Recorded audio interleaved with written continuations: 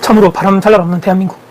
뭘 하나 조용조용한 날이 없는 것 같습니다. 최근에도 주식 때문에 사이드카 완전 매도 관련돼서 매수 관련돼서 폭락했다가 폭등했다가 참 무서운 세상에다가 부동산은 부동산대로 폭등하고 있고, 또 얼마 전에 세금 정책이 나와서 완전히 그 부동산 하반기 세법 관련된 이런 내용들도 너무너무 복잡하고 건 바이 건으로 완전히 복잡하게 어렵게, 이거 정말 전문적인 세무사 분들도 힘들지 않겠는가 라고 생각을 하면서, 최근에 이거 제가 또 걱정하는 내용들, 어떤 분들은 관심 있는 분도 계실 거고, 어떤 분들은 그게 뭐 나의 내생활 관심 있나, 뭐 내 관련 있나 이렇게 생각하실 것 같은데, 한번 제가 정리한 내용을 한번 들어봐 주시고, 과연 이게 맞는 것인가, 정말 대한민국에 또 하나의 핵폭탄이 떨어져서 앞으로 정말 대한민국이 어떻게 될지 정말 걱정인 제 마음으로 정리를 해서 제가 또 찾은 자료와 더불어서 같이 한번 말씀드리는 시간을 가져보겠습니다. 오늘 주 내용은 형사소송법 개정입니다. 형사소송법. 형사소송법 도대체 이게 뭐 부동산 재테크 투자하는 채널에서 갑자기 뭐 형사소송법이냐.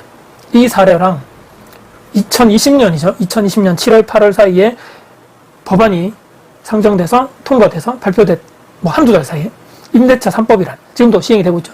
그것과 이거 완전히 비슷하고 컨트롤 C, 컨트롤 V와 똑같이 가고 있는데, 이 두 개를 한번 비교 분석해드리고, 지금 사회적으로 또 그 법이 통과되고 어떤 문제가 있었는지 또 말씀드린 이 형사소송법이 통과가 되면 우리의 피부에 와닿는 어떤 문제점들이나 피해가 있는지에 대해서 한번 빨리 또 중요한 부분만 요약을 해서 여러분께 한번 말씀드려보겠습니다. 형사소송법이 이제 개정이 국회를 통과를 했고, 물론 민주당이 주도를 해서 통과가 됐죠. 이제 대통령이 땅땅땅 치면 이제 끝나는 겁니다.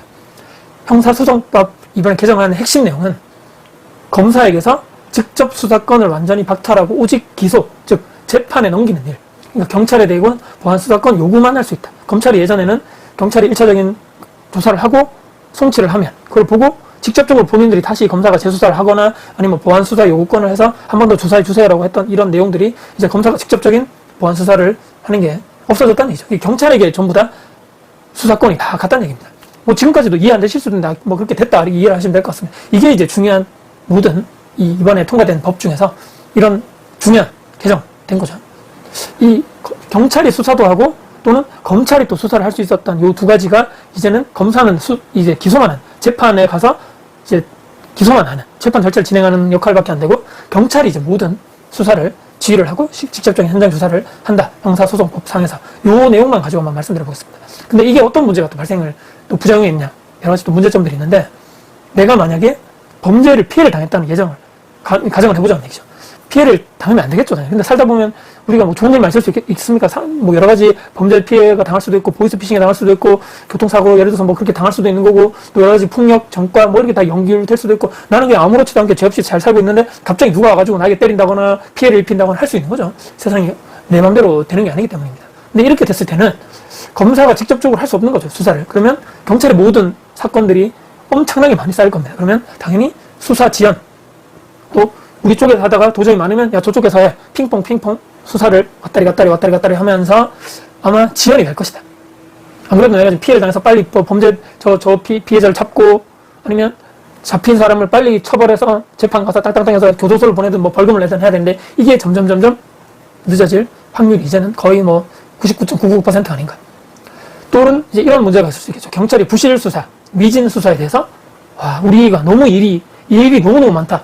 경찰의 한계도 있고. 그래서 이렇게 되면 불송치, 그러니까 재판으로 넘기지 않는다 라거나, 피해자가 스스로 이의 신청을 하고 이 모든 증거를 다 가져와가지고 떠먹여주는 이런 사례들이 엄청나게 많아지는 거죠. 그러니까 스스로 법률을 대응하기 위해서 일반 피해자가, 내가 특히나 돈이 없고 경제적으로 힘드신 분들은 이렇게 못하겠죠. 근데 내가 어느 정도 돈이 있고 경제력이 있는 분들은 좋은 변호사를 써서 이제 어떻게 해가지고 이렇게 해서 증거를 모아가지고 이렇게 해서 빨리 그 경찰에게 이 증거를 떠먹여주면 빨리 진행될 수 있는 거고, 상대적으로 내가 돈이 없고 내가 경제적으로 힘드신 분은 완전 이 사각지대로 범죄 피해자를 구제받을 수 없는 쪽으로 갈 수밖에 없는, 이렇게 되면 예전에는 우리가 피해를 당하면 경찰도 수사를 해주고 검사도 수사를 해줘서 우리의 피해를 빨리 입증하고 저 나쁜 놈을 빨리 응징할 수 있었다면, 이 검사가 지휘를 못하고 수사권이 없다 보니까 경찰에 대해서만 의존할 수밖에 없는데, 이것도 업무가 너무 많아지고 또 이렇게 되다 보니까 돈이 있는 사람만 좋은 변호사를 써서 빨리 할 수 있고 구제를 받을 수 있고, 돈이 없는 분들은 일반적인, 예전에는 그냥 내가 돈이 없어도 나라에서 알아서 다 경찰 또는 안 되면 검찰에 와가지고 수사를 다 해줬는데 안 된다는 얘기입니다. 이제는 저 큰일 났다 이거 진짜. 돈 없는 사람들은 피해를 입었어도 안 될 확률이 높지 않나 이런 생각을 하게 되죠. 근데 이걸 왜 이렇게 빨리빨리 진행을 하는지 제가 이해가 잘 안 됐거든요. 아니 이런 형사소송법을 진행이 되면 국민들에게, 그러니까 지금까지의 예를 들어서 이런 기존에 있던 법이 이런 문제점들 때문에 이걸 빨리 개정을 해서 이런 기존에 있는 문제점들을 없애거나 줄이고 국민들에게 좋은 쪽으로 가야 되는 거죠. 국민들이 좋아지는 쪽, 피해자에게 빨리 더 좋은 쪽으로 되는 법률 대신에 피의자 또는 범죄자, 이런 용의자 이런 놈들한테는 더 안 좋게 가야 되는 거죠. 왜냐하면 나는 가만히 있었는데 가만히 있는 사람에게 피해를 주고 사기를 치고 때리고 협박을 하고 그런 사람들에게는 더 안 좋은 쪽으로 가야 되고, 피해를 입은 국민들에게는 빨리 구제를 해줘야 되는 게 또 정의실현을 해야 되는 게 법인데 이게 왜 이렇게 빨리빨리 진행이 되지?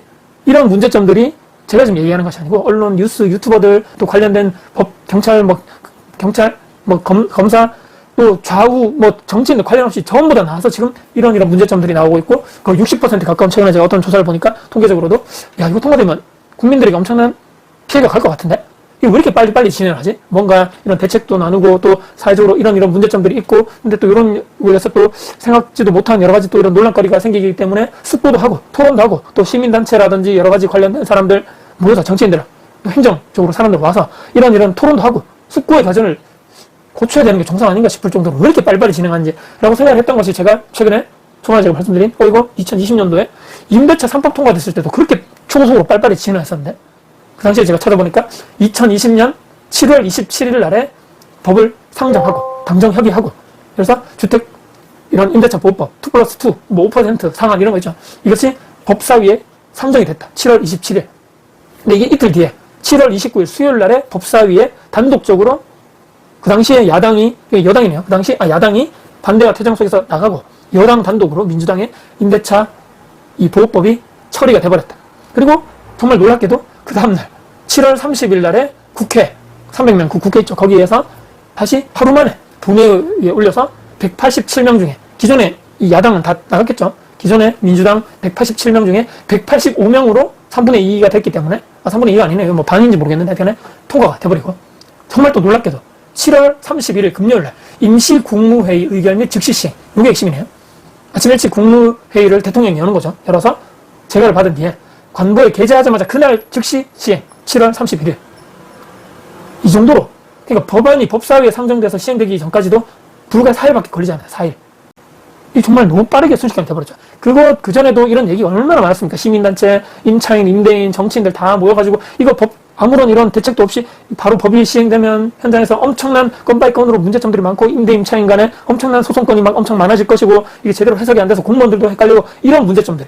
여기 보니까 또 5가지 부작용들이, 첫 번째, 임대차 3법 통과되면서 전세 물건이 이제 2년을 줘야 되는데 4년을 전세를 줘야 된다고? 그러면 기존에 있는 물건이 또 나오지도 않고 기존에 사시던 분이 또 2+2를 쓰고 나와야 될 물건이 안 나오고 또 이번에 내가 지금 처음으로 신규를 전세를 내야 되기 때문에 4년치 올릴 걸 한 방에 올리자 해서 신규 전세가 폭등, 이중 시세를 형성했다. 기존에서 시세, 또 기존에 이제는 처음으로 받을 시세, 이중 시세가 형성되면서 가격이 폭등했다.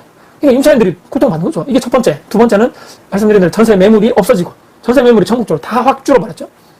급격한 월세화가 진행이 되면서 사람들이, 특히 성인들이나 청년분들이 내 주거비를 더 이런 돈을 월급 받아가지고 주거비를 더 많이 내야 되기 때문에 힘들어지고, 세 번째는 당연히 소송이죠. 소송. 집주인과 세입자 간에 서로 악마, 너희들끼리 적이야, 적. 그래서 서로 소송이 진행되고 손해배상 여러 가지 이런 분쟁 때문에 법적 소송으로 가는 건수가 대폭등하게 되면서 변호사만 좋은 일이 생긴 거예요. 하여튼 이런 일이 생기면서 너무너무 힘들어지는, 지금도 이게 계속적으로 벌어지는 거죠. 그 다음에 네 번째는 전세 폭탄. 4년 뒤에 2+2를 써서 2년 살고 2년 뒤에는 5% 상한을 걸어서 좀 기존의 전세보다 조금밖에 올리면 되지만 4년 뒤에는 기존의 시세, 주변에 물량이 별로 없고 계속 전세가 올랐던 그 지역에는 이분들은 4년 뒤에 완전히 전세 폭탄, 내가 돈을 더 구할 수 없으면 밀려나가야 돼요. 이렇게 되는 거죠. 그 다음에 5번에 역전세 및 전세 사기의 뇌관. 이 당시에 20년, 21년에 폭등하고 미국발 금리 인상 때문에 갑자기 대한민국도 다 확 떨어지고 전세 금리가 올라가면서 이 문제 때문에 역전세 난이 오히려 전세가 오버슈팅 되면서 더 떨어지는 거죠. 그 당시에 전세 사기도 터지고 역전세 난 이런 여러 가지 또 국민 모두에게, 임대인도 그렇고 임차인들에게 모든 사람에게 고통을 주는, 근데 이런 것들이 대부분이 미국발 금리는 외부 충격이기 때문에, 코로나 때문에 유동성을 다시 끌어당긴다 이런 얘기 때문에 얘기치 못한다고 할 수 있겠지만, 나머지 4개는 그 당시에 법이 이렇게 빨리 통과되면 현장에서 이렇게 엄청난 혼란과 혼동이 있고 서로 임대 임차인 간의 소송이 난무하고 나중에 가격이 엄청 폭등하고 매물이 잠기고, 이게 다 예상됐던 문제를 그냥 며칠 만에 통과시키고 바로 법을 시행을 해버렸다. 문제는. 근데 이게 지금하고 똑같다는 얘기입니다. 지금도 왜 이렇게 빨리빨리 이게 이런 범죄 관련된 형사소송법이 이게 왜 이렇게 빨리 진행이 되지? 이런 지금도 전문가분들이 나와서 이런 문제가 생길 것입니다. 돈이 있는 사람들만 구제를 받고 돈 없는 사람들은 예전엔 다 경찰이 해주던 검사가 해주던 다 수사를 다 해줘가지고 피해를 밝히고 다 뭐 이렇게 해줬는데 이제는 내가 돈이 없으면 그냥 끌려가는 거죠. 돈 없으면 내가 없는 죄로, 돈이 없다는 죄로 말이죠. 일반적인 국민들은 제대로 된 변호사를 못 쓰면 국선 변호사 써가지고 열심히 해주겠습니까? 안 되죠. 너무너무 힘들어지고. 경찰들의 업무가 과중이 되면, 왜냐하면 검사가 수사를 못하니까 경찰들이 다 해야 되는 거죠.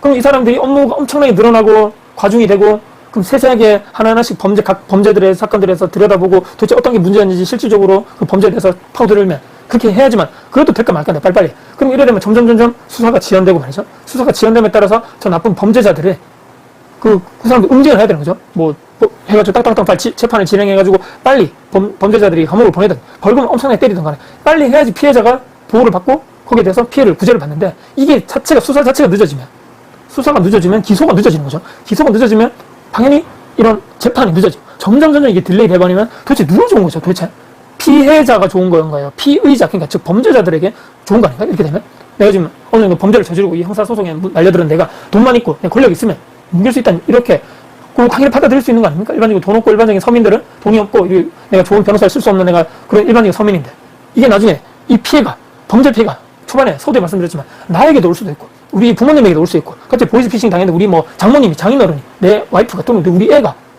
어떤 형사적인 범죄 피해가 잠재적인 피해자가 우리가 될 수 있다는 거죠. 살다 보면 좋은 일만 생기는 게 아니잖아요. 뭐 어쨌든 간에 생기는 즉시 그 사람의 경제적인 수준이나 레벨에 따라 가지고 범죄 피해 이 구제를 빨리 받을 수 있느냐 아니면 영원히 못 받는가 아니면 기간이 엄청나게 딜레이 되는가 이게 되는 가장 일반적인 피해를 보는 국민들이 이게 좋은 게 저는 단 하나도 없다고 생각하는데 이거 왜 이렇게 빨리빨리 진행하죠? 이거 뭔가 이상이 있다라고 우리가 정상적인 사고방식을 가진 사람이라면 이거 뭔가 빨리 개정하고 빨리 법을 바꾸는 것에 대해서는 뭔가 좀 이상이 있는 거 아닌가?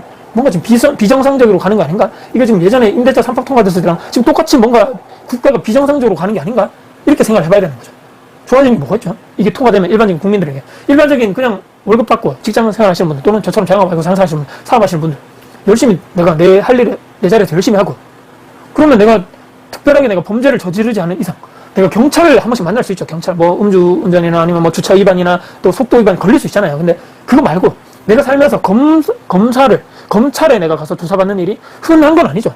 내가 뭐 떳떳하면 검사가 오든 검사 할배가 오든 내가 뭐가 걱정이겠습니까? 근데 이거는 범죄를 당하는 특히나 이쪽에 검찰 수사에 영향을 받는 범죄자들 범죄자들에게만 좋아지는 거고 일반적인 국민들은 아니 경찰이 내 사건을 조사를 해서 빨리 실체적 진실을 밝혀주던 아니면 검사가 내 사건을 잘 들여다보고 말이죠.